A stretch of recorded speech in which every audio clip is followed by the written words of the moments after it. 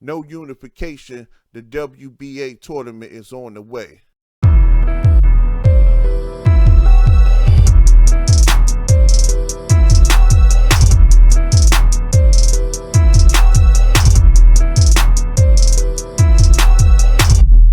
Okay, we back at it, Casanova Boxing and more.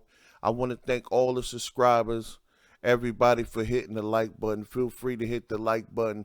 Feel free to subscribe. Now, what we're going to be talking about today is Errol Spence versus Ugas. Now, we thought we was going to get that up next, but it ain't going to happen. The WBA has sanctioned a tournament that will start Saturday. That'll be 10/30/21. They're going to start their tournament Saturday. And in this tournament, instead of Ugas fighting Errol Spence, Ugas will fight Stanionis. Now, I'm not sure the date on that. I'll get back to y'all on that news when I find out that date. But, I mean, it's crazy, man. These sanctioning bodies, they just getting crazy about it. Why not unify? Why not let Errol Spence and Ugas unify? I just don't understand it. I've been thinking a couple theories, and I know it's definitely because it's a money issue. And you know what I thought about that too is that maybe they don't want Ugas to be the champion.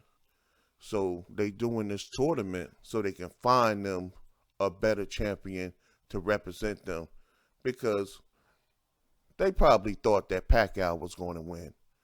That's what I think. I think they thought Pacquiao was going to win. And either it would have been Errol Spence or Pacquiao. But you know how that went. Pacquiao ended up losing. And I don't understand, man. Get a man the respect.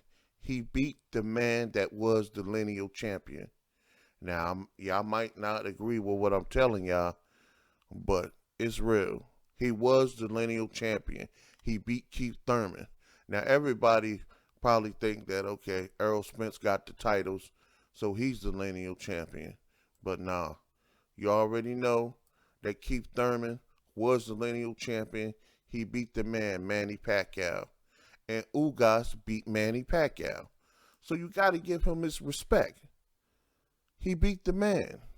He beat the man. It's crazy that he's not going to get his respect. He got to go into a tournament, and he's the champion.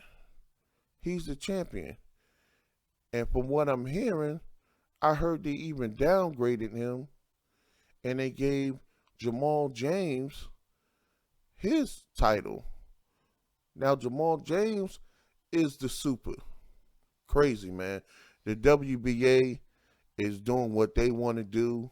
They make the rules of their sanctioning body, and this is what they feel. You know, these sanctioning bodies be doing some crazy stuff. That's just like the Teofimo with Devin Haney. I mean, you going to give him the franchise and then say that he's the champion, Teofimo, instead of Devin Haney, when Devin Haney, I mean, he got the title, but he fought for the title eventually, and he beat some tough dudes.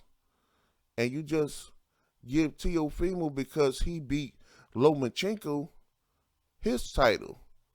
Devin Haney is the real champion. Devin Haney is the real champion. Now they came out and said that Devin Haney is the real champion. They're going back and forth with this.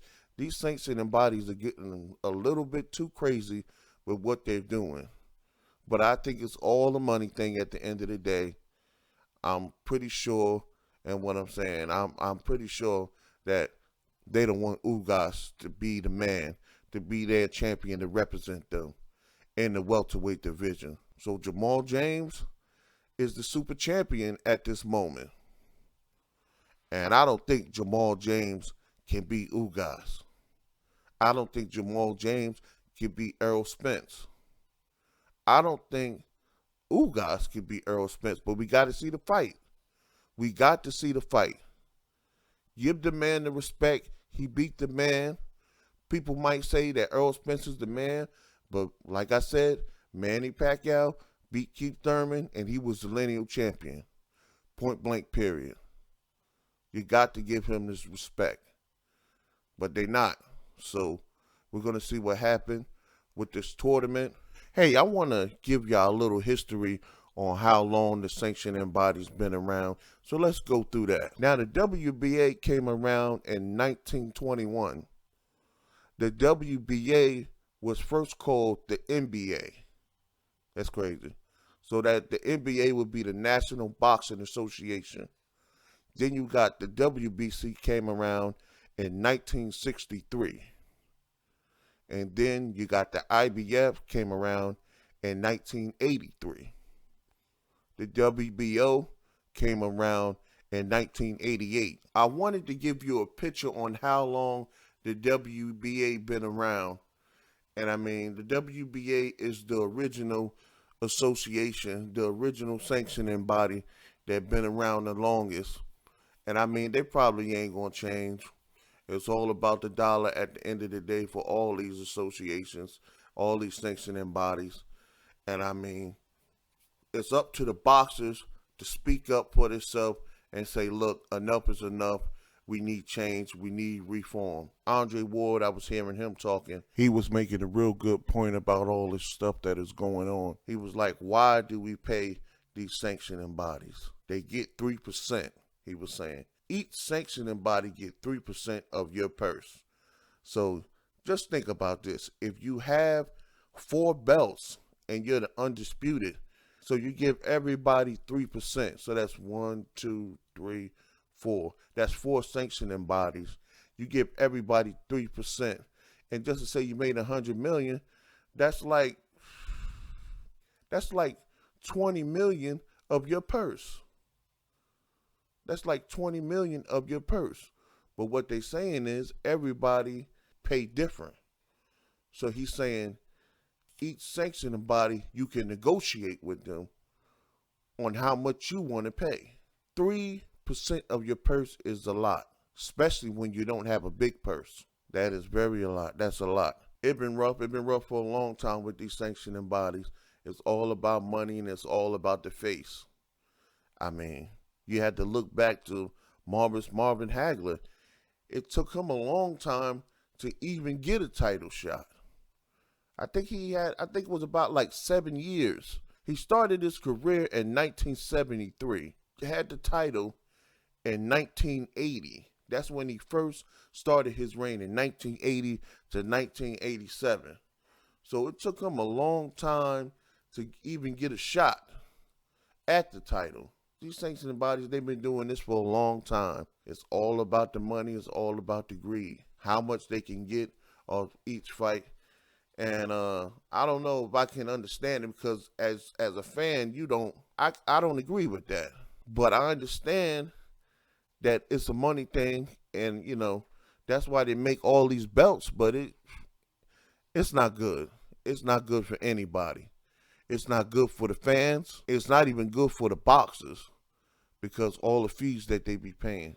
That's why Floyd Mayweather dropped the WBO title. He said, man, I'm not paying all that money.